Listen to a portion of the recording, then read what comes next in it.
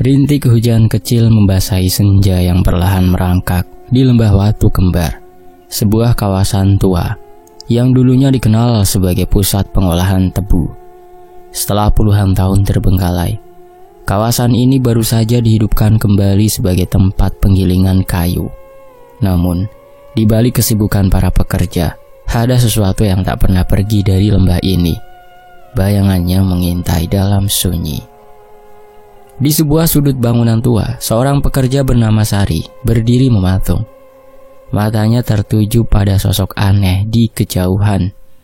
Di bawah guyuran hujan, ia melihat seorang perempuan tua dengan tubuh kurus dan pucat, berjalan dengan kepala di bawah, kakinya menjuntai ke atas. Sosok itu tersenyum lebar, mulutnya penuh gigi hitam, sambil tangannya menggapai-gapai udara. Sari merasa bulu kuduknya berdiri. Sosok itu tiba-tiba lenyap. Namun sebelum hilang sepenuhnya, ia menoleh ke arah Sari dan mengedipkan mata dengan tatapan kosong. Sari terguncang, tapi entah mengapa bibirnya perlahan membentuk senyum kecil yang tak wajar. Wajahnya memucat dan matanya mulai berkaca-kaca, seolah ada yang menguasainya. Di pos jaga kayu, aroma teh panas menguar di udara dingin. Hasan, seorang pekerja senior, baru saja menuang teh ke dalam cangkirnya saat tiba-tiba pintu terbuka dengan kasar. Rudi, teman sesama kerja, masuk dengan wajah penuh kepanikan. "San, cepat ke gudang utama, ada masalah!" teriak Rudi. Hasan mengerutkan kening, tangannya masih memegang cangkir. "Apa lagi? Kayu jatuh lagi?" "Bukan, ini serius, buruan!" Rudi menarik lengan Hasan tanpa memberi kesempatan untuk protes. Dengan terpaksa, Hasan meletakkan cangkirnya dan berlari mengikuti Rudi menuju gudang utama. Sesampainya di sana, udara terasa berat. Suara rintihan pelan terdengar dari sudut ruangan. Hasan mendekat dan melihat Sari yang kini merangkak di lantai dengan gerakan tak wajar. Kepalanya tertekuk ke belakang dan matanya melotot penuh ketakutan. Kulitnya yang tadinya cerah kini menghitam perlahan, seolah ada sesuatu yang merayap di bawahnya. Ya Tuhan, Sari kenapa? Hasan mundur selangkah, jantungnya berdegup kencang. Rudi menelan ludah. "Aku juga gak tahu. Tadi dia baik-baik aja, tiba-tiba kayak gini. Kayaknya ada yang nempel di dia." Sari tiba-tiba berhenti merangkak. Kepalanya berputar perlahan ke arah mereka dan suara serak yang bukan miliknya keluar dari mulutnya. "Tempat ini milikku sekarang. Aku mau yang ini." Hasan dan Rudi saling pandang. Tanpa berpikir panjang, Hasan berlari ke arah Sari dan mencoba menahannya. Namun, tubuh Sari tiba-tiba melayang beberapa senti dari lantai, lalu menghantamkan dirinya ke dinding. Darah mulai menetes dari dahinya, tapi ia terus tertawa kecil, tawa yang mengerikan. "Rudi, baca doa, cepat!" teriak Hasan sambil berusaha memegang pundak Sari. Rudi gemetar, tapi ia mulai melantunkan ayat-ayat suci yang ia ingat. Suara itu membuat Sari bergetar hebat. "Panas, sakit!" teriak sosok yang merasukinya. Tubuh Sari jatuh ke lantai dan Hasan segera menangkapnya. Namun makhluk itu masih meronta, membuat Hasan hampir kehilangan pegangan. "2 tangan gak cukup, aku butuh bantuan!" Hasan berteriak. Rudi berlari mendekat, tapi tiba-tiba ia berhenti. Matanya tertuju ke arah pintu gudang.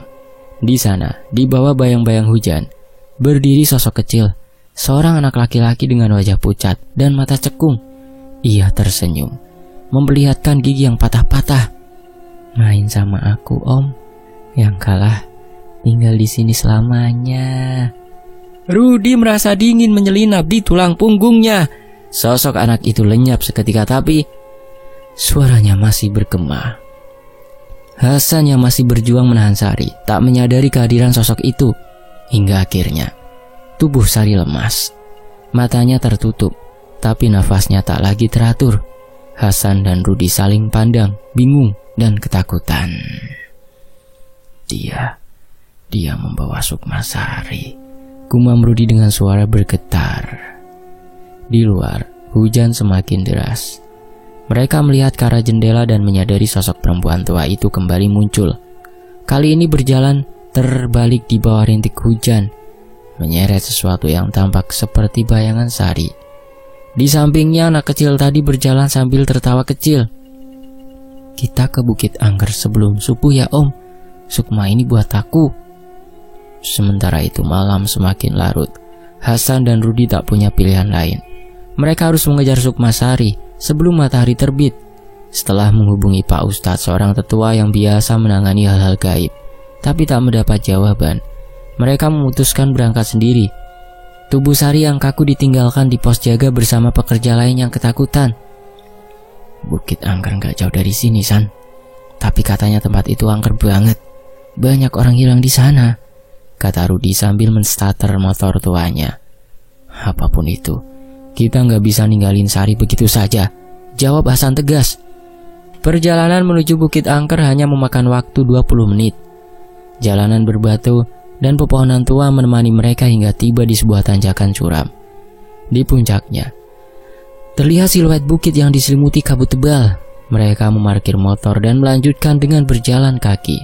Saat memasuki kawasan bukit, suasana berubah drastis. Udara terasa dingin menusuk, dan suara angin bercampur dengan bisikan-bisikan samar. Rumah-rumah kayu tua yang sudah lapuk berdiri di kejauhan.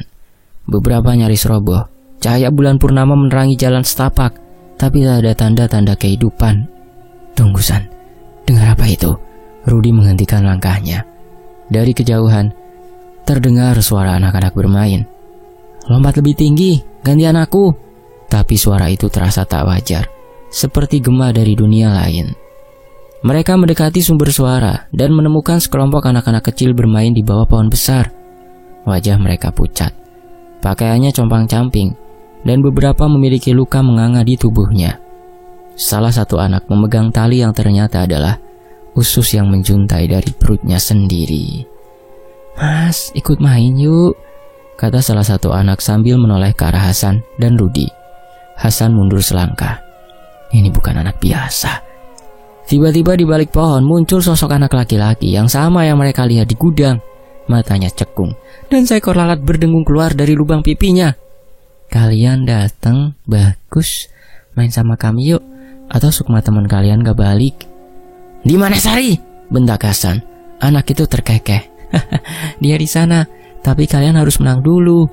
Sebelum Hasan bisa menjawab, kabut di sekitar mereka menebal. Sosok-sosok lain muncul dari bayangan. Perempuan tua yang berjalan terbalik, pocong yang merangkak, dan arwah-arwah gentayangan dengan wajah penuh luka. Mereka mengepung Hasan dan Rudi. "Main apa yang kalian mau?" teriak Rudi, mencoba menyembunyikan ketakutannya. "Petak umpet, yang ketemu mati," jawab anak itu sambil tersenyum lebar. Tanpa aba-aba, semua sosok itu berpencar, dan suara tawa anak-anak menggema di seluruh bukit. Hasan dan Rudi tak punya waktu untuk berpikir. Mereka berlari mencari tempat sembunyi, tapi setiap sudut bukit terasa hidup. Pohon-pohon seolah bergerak, dan bayangan hitam terus mengintai. "Dua orang gak cukup lawan ini semua, Hasan," Rudi terengah-engah. Hasan menggenggam erat tasbih di sakunya. "Kita gak perlu menang, kita cuma perlu bawa Sukma Sari balik." Di tengah kejaran, mereka mendengar suara lemah memanggil, "San, Rudi, cepat pergi." Itu suara Sari, samar tapi jelas. Hasan menoleh ke arah suara dan melihat sebuah gubuk tua di puncak bukit. Di depannya, Sukma Sari berdiri dengan wajah pucat. Tangannya terikat bayangan hitam. Di sampingnya anak laki-laki itu berdiri sambil memegang tali bayangan itu.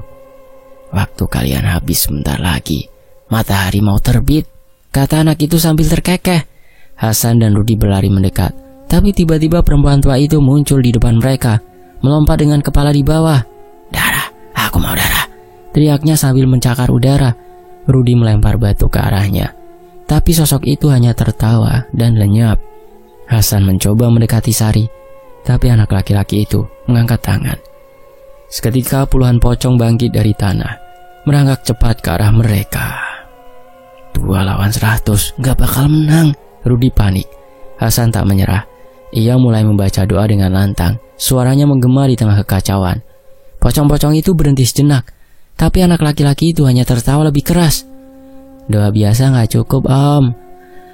Tiba-tiba dari balik kabut muncul sosok tinggi kurus membawa kapak tua. Ia tak bicara, hanya berjalan pelan ke arah laki-laki itu. Wajahnya tersembunyi di balik bayangan, tapi auranya terasa berbeda, bukan ancaman, melainkan penutup. "Waktu kalian habis," kata sosok itu dengan berat. Anak laki-laki itu tiba-tiba tampak ketakutan. Kau sudah mati, kenapa masih di sini?" Sosok tinggi itu mengayunkan kapaknya, bukan ke Hasan atau Rudi, tapi ke tali bayangan yang mengikat Sukmasari. Apakah Sari bisa diselamatkan? Lembah Watu Kembar terbentang sunyi di bawah langit yang kelabu. Hujan kecil turun perlahan, membasahi tanah berbatu dan tumpukan kayu yang baru saja dipotong.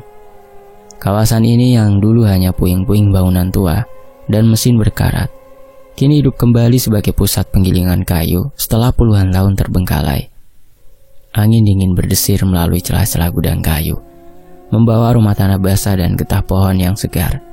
Di ujung lembah, dua batu besar berdiri tegak seperti penjaga bisu, memberikan nama pada tempat ini Watu Kembar. Namun di balik kesibukan para pekerja, ada sesuatu yang tak pernah benar-benar pergi dari lembah ini. Sesuatu yang mengintai dalam bayang-bayang. Sari berjalan perlahan di dalam gudang penyimpanan kayu. Tangan kecilnya yang cekatan sibuk mencatat jumlah balok kayu yang sudah disusun rapi di sudut ruangan. Rambutnya yang diikat sederhana sedikit basah oleh keringat, meski udara sore itu terasa sejuk. Ia adalah pekerja yang pendiam, lebih suka menyendiri daripada bergabung dengan obrolan rekan-rekannya di pos jaga. Tapi ketelitiannya membuatnya dihormati, bahkan oleh para pekerja senior. Hari ini, seperti biasa, ia fokus pada tugasnya, mencoret-coret angka di buku catatan kecil dengan pensil yang sudah tumpul. Udara di dalam gudang terasa pengap, penuh dengan bau kayu dan debu halus yang berterbangan. Sari memutuskan untuk melangkah keluar sejenak, mencari udara segar. Ia mendorong pintu kayu yang sudah reot, dan suara engsel berkarat, berderit, memecah kesunyian. Di luar, rintik hujan menyapa wajahnya, dingin dan menyegarkan. Ia menarik nafas dalam, menikmati aroma hujan yang bercampur dengan tanah basah. Langit senja tampak muram, awan tebal menutupi sisa cahaya matahari yang perlahan tenggelam di balik bukit. Sari berdiri di ambang pintu, menatap ke arah lapangan kosong di depan gudang.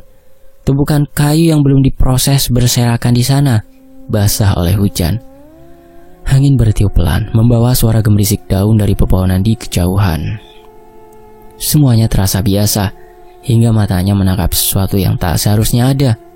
Di tengah lapangan, di bawah rintik hujan yang semakin deras, sebuah sosok berdiri. Awalnya Sari mengira itu hanya bayangan atau mungkin salah satu pekerja yang sedang memeriksa kayu. Tapi saat ia mengeringitkan mata untuk melihat lebih jelas, jantungnya seolah berhenti berdetak. Sosok itu bukan manusia biasa. Itu adalah seorang perempuan tua, kurus kering dengan kulit pucat yang menempel ketat pada tulang-tulangnya. Yang membuat Sari membeku adalah cara sosok itu bergerak. Ia berjalan terbalik, kepalanya di bawah menyentuh tanah, sementara kakinya menjuntai ke atas seperti dahan yang patah. Rambutnya yang panjang dan kusut terseret di tanah, basah dan kotor oleh lumpur.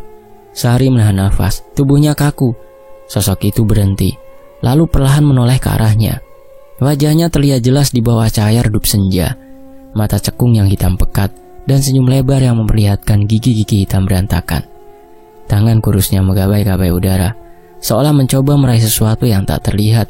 Sari ingin berteriak, tapi tenggorokannya terasa tercekat.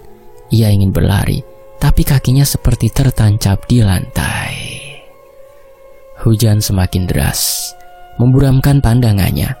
Dalam sekejap sosok itu lenyap, seolah ditelan oleh air yang turun dari langit.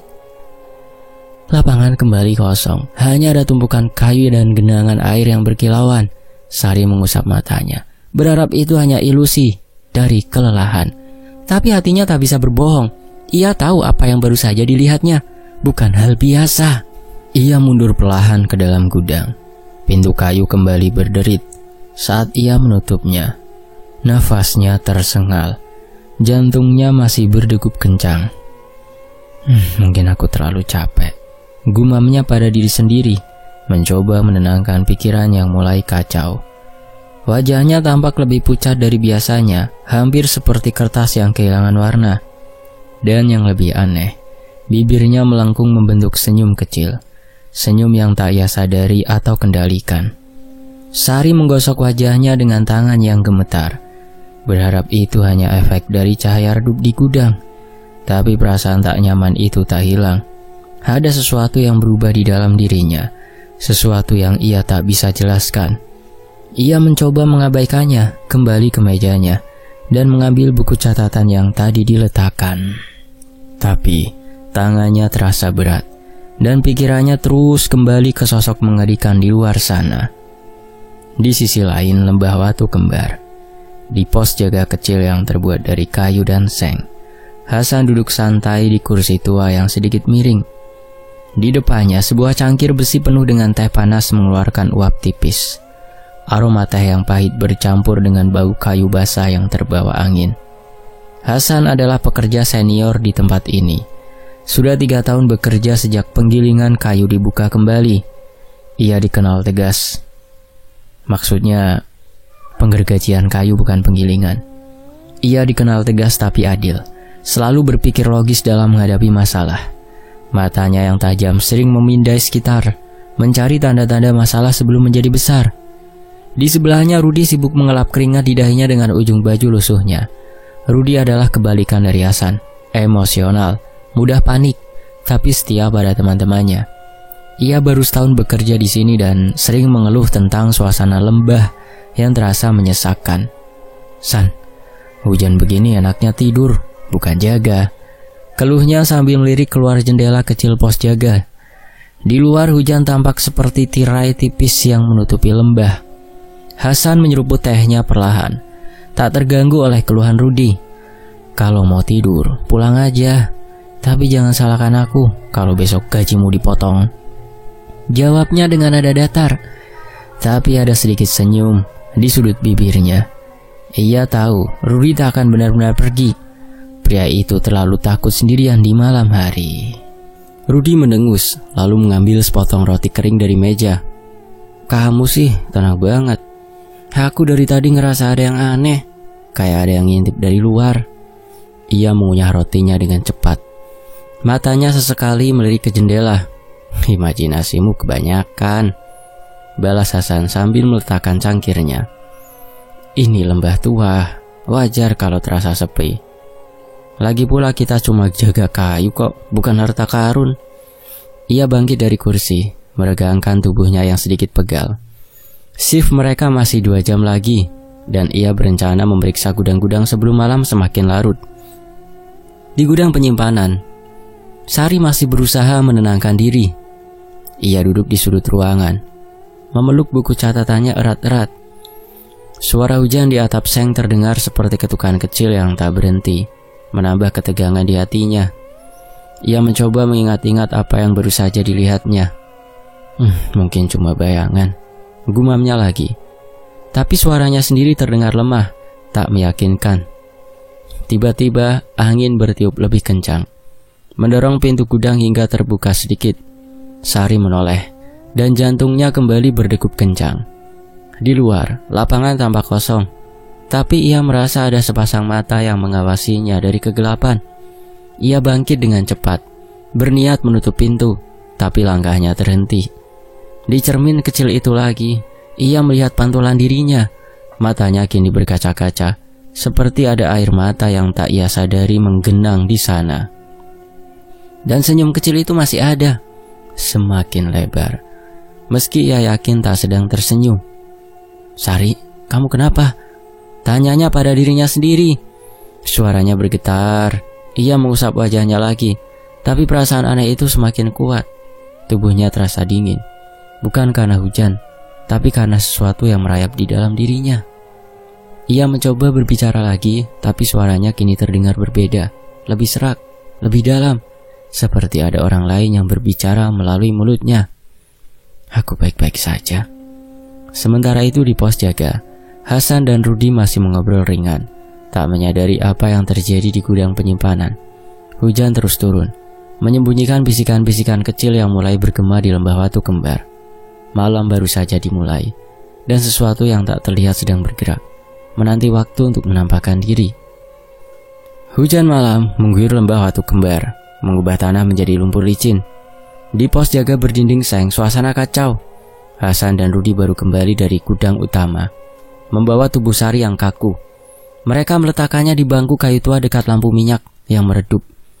Wajah Sari pucat, darah kering di dahinya, matanya tertutup, nafasnya lelet dan tak teratur. Hasan memeriksa denyut nadinya, sementara Rudi duduk di lantai, memeluk lutut, wajahnya tegang. "San, kita harus lapor seseorang," kata Rudi, suaranya bergetar, mengusap rambut basahnya. "Ini gak normal, Sari kayak bukan manusia tadi." Hasan menatap Sari, pikirannya mencari jawaban. "Orang-orang tersebut gak bakal ngerti kalau kita panggil," gumamnya tegas. "Kita harus cari tahu apa yang nyerang dia. Kalau lari, besok giliran kita." Rudi bangkit, matanya melebar. "Cari tahu? Aku mau pulang saja, San. Aku gak mau mati di sini." Ia merogoh kunci motor. "Shift kita selesai sejam lagi, aku pergi." Hasan melangkah mendekat, nadanya tenang tapi tegas. "Kamu mau ninggalin Sari? Dia teman kita. Kita harus mikir jernih." Tatapannya memaksa Rudi berhenti. Rudi menggigit bibir. "Kita nggak tahu apa yang kita lawan. Aku cuma pekerja kayu, bukan dukun." Suaranya nyaris pecah, tapi ia ragu pergi. Tiba-tiba Rudi membeku, matanya tertuju ke pintu pos jaga yang terbuka. Di ambang pintu gudang utama, bayangan anak laki-laki kecil berdiri, kurus, pakaian compang-camping, wajah pucat, mata cekung hitam, tersenyum tipis. "Main sama aku, Om. Yang kalah tinggal di sini selamanya." Suaranya kecil, terbawa angin. "San." Rudi menarik lengan Hasan gemetar. "Kamu lihat itu?" Ia menunjuk, tapi sosok itu lenyap saat Hasan menoleh. "Apa yang kamu lihat?" tanya Hasan, mengerutkan kening, melangkah ke jendela. "Anak kecil di pintu gudang. Bilang kita main atau tinggal di sini." Rudi tersengal. "Aku gak bohong." Hasan menatap Rudi, ragu, tapi melihat teror di matanya. "Kalau benar kenapa dia gak masuk?" katanya mencari logika meski gelisah. "Mungkin bukan manusia." Rudi melirik Sari, "Sama kayak yang nyerang dia." Hasan memeriksa Sari lagi, nafasnya semakin lemah, matanya kosong. "Rud, lihat ini," panggilnya serius. "Ada yang hilang dari dia." Rudi mendekat, mundur selangkah. "Maksudmu apa? Dia hidup kan?" Hujan terdengar lebih keras. Di lapangan perempuan tua berjalan terbalik menyeret bayangan mirip Sari. Ya, anak laki-laki itu muncul, tersenyum. "Ayo ke Bukit Angker sebelum subuh ya, Om. Sukma ini buat aku," sambil menunjuk tubuh Sari yang tergeletak. Mereka lenyap seketika. "Sukma?" gumam Hasan. "Mereka bawa Sukma Sari." "Sukma, jadi ini cuma tubuhnya?" Rudi gemetar. "Kita harus lari." Hasan menggeleng, penuh tekad. "Kalau lari Sari nggak balik, kita kejar ke Bukit Angker." Ia mengambil jaketnya. "San, kamu gila?" Rudi terdiam, lalu menyerah. "Aku ikut. Tapi kalau mati, aku salahin kamu." Hasan membuka pintu. "Panggil yang lain untuk jaga Sari. Kita pergi sekarang." Mereka melangkah ke hujan, menuju motor. Sesuatu menanti di kegelapan. Kabut tebal menyelimuti Bukit Angker, menutupi reruntuhan rumah tua tempat Hasan dan Rudi bersembunyi. Mereka berjongkok di balik kayu lapuk. Nafas tertahan saat pocong mendekat. Kain kafannya bergerak di tanah. Bau busuk samar menusuk udara. Hasan mengintip melalui celah. Matanya ke gubuk puncak. Sukma Sari terikat tali bayangan hitam. Anak laki-laki bermata cekung tersenyum dingin di sisinya. "San, waktu hampir habis," bisik Rudi gemetar, mencengkeram Hasan. "Pocong itu dekat. Kita ketahuan tamat." Hasan mengangguk, pikirannya cepat. "Sari di gubuk itu. Kita harus ke sana untuk melepas Sukmanya." Jawabnya tenang, meski ada getar kecil. Ia melantunkan doa, suaranya rendah. "Bismillah, ya Allah lindungi kami." Rudi mengangguk, mengikuti dalam hati meski takut. Tawa dingin anak itu terdengar. "Doa biasa gak cukup, Om," katanya, suaranya jelas. "Kalian kalah." Hasan berhenti menatap anak itu. Sukma Sari bergetar lemah. "Kami gak main-main." "Lepaskan dia," bendaknya tegas. Anak itu terkekeh menarik tali hingga Sari menangis. "Main dulu, waktu tinggal sedikit," katanya. Lalu pocong muncul. Perempuan tua berjalan terbalik mendekat. Gesekannya mengerikan. San, kita dikepung. Rudy nyaris menjerit. Gemetar tapi bertahan. Kita lawan, kata Hasan berani, membaca doa lebih lantang. Tiba-tiba kabut bergoyang, sosok tinggi kurus muncul dengan kapak tua berkarat. Ia melangkah tanpa suara, auranya kuat. Anak itu tersentak ketakutan. Kau sudah mati, kenapa di sini? Teriaknya mundur gemetar. Sosok itu diam, kapak terangkat. San, itu siapa San? Bisik Rudy, bingung. Nggak tahu, tapi bukan musuh, gumam Hasan. Pocong berhenti, perempuan tua mundur panik. Sosok itu menembus tali bayangan. Sukmasari terlepas melayang ke Hasan. Sari! Teriaknya, lalu menangkapnya. Dingin terasa. Rud, lari Rud! Rudy berlari mengikuti Hasan menuruni bukit. Jeritan anak itu menggema. Kalian gak bisa ambil dia! Tapi kapak menghantam, tanah bergetar. Mereka tak menoleh, berlari tergelincir di tanah basah. Matahari muncul, kabut surut di kaki bukit. Motor Rudy meraung, membawa mereka ke lembah Watu Kembar. Saat matahari terbit, mereka tiba di pos jaga. Hasan melepaskan Sukmasari ke tubuhnya. Nafas Sari teratur, matanya terbuka penuh ketakutan. Kamu baik-baik aja? Tanya Hasan lembut. Sari mengangguk serak. Aku takut banget, katanya gemetar. Kita selamat, gumam Rudy lega. Duduk lemah, trauma. Siapa ya sosok itu? Tanya Rudy. Hasan menggeleng, menatap bukit angker di kabut pagi. Bukan musuh, mungkin dia lawan mereka. Jawabnya teguh tapi bingung. Di puncak bukit angker, sosok itu berdiri. Kapak menetes darah hitam. Kepala anak laki-laki tergeletak. Ketakutan membeku di wajahnya. Ia menatap lembah, misterius, terkubur dalam sunyi. Selesai. Demikianlah sebuah kisah. Semoga terhibur. Sampai jumpa di kisah lainnya. Tetap di Tony FS. Wassalamualaikum.